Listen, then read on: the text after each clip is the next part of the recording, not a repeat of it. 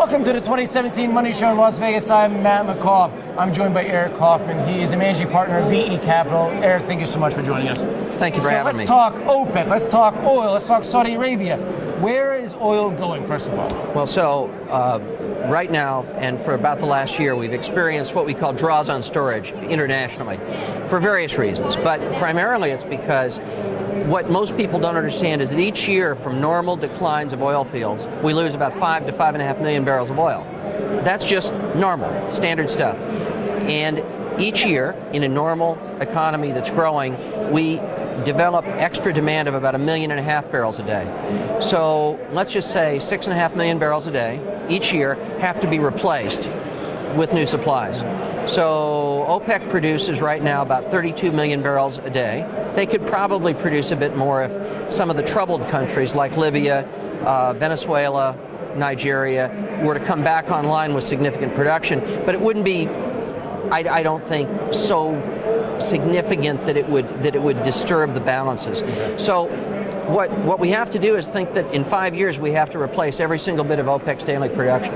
What about what's going on here, the revolution in the U.S. with the shale explosion? We're adding to volumes, but we're not adding enough to make up for what we need out of the declines and the increase in demand. And most of the increase is coming from the Far East. So you've got major economies like India and China where people are suddenly able to buy a car. And gasoline demand has risen very significantly. China is in the middle of a vast program to spur national internal demand for things. This consumes fuels. So I think that absent some event that we can't predict, I see the need to replace about 6.5 to 7 million barrels a day every year. Okay. And I don't think we do it at these prices. But further to that, there's a larger rock out in the desert of Saudi Arabia, and it's called Aramco, which is the Arabian American Oil Company. The Saudis would very much like to sell shares in Aramco in an IPO, initial public offering. So they would like to sell 5% of it, and they would like a $2 trillion valuation. The highest valuation possible is only possible with higher oil prices, which is one of the reasons they've just recently, in the last 48 hours, agreed to extend production cuts into 2018. And all of their partners seemingly have agreed to the same thing. Russia did? I believe so, yeah. Okay. Yeah, the Russians came in and they said they would do that. It's in everyone's interest. These countries don't all like each other politically, but one thing they need is they need good foreign exchange, and they need to meet their budget. The Saudis need around $80 a barrel to break even in their budgetary situation.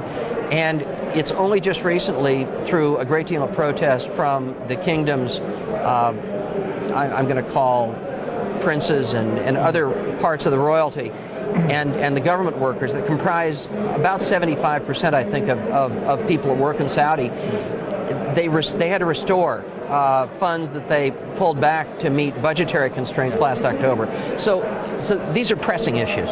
So before we wrap up, where do you see oil in 5 years from now? Can it get back to triple digits?